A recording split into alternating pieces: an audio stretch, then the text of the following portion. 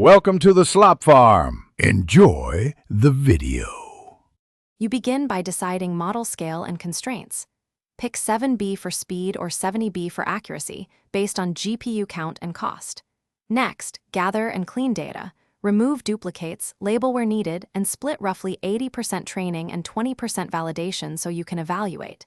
Then provision infrastructure. Containerize the environment, install Python 3. 10+ appropriate CUDA drivers, and ensure each GPU has sufficient memory. Once done, run a small data sanity check to confirm formats and tokenization. You proceed to training by loading pre-trained weights and applying low array or adapters to reduce resource needs while preserving capabilities. Configure hyperparameters. Choose batch size and learning rate schedule. Add gradient accumulation to simulate larger batches if GPU memory is tight.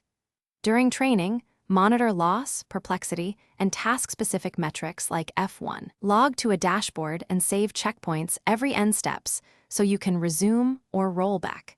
Make sure to run periodic evaluation and early stopping to avoid You wrap up by exporting the final weights, applying quantization like int8 or int4 if latency and memory demand it, and deploying behind an API gateway with auto-scaling.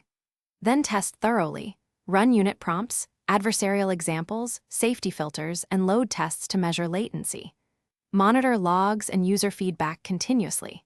If something breaks, reproduce the failing prompt locally, then inspect tokenization mismatches, learning rate misconfiguration, or prompt formatting issues.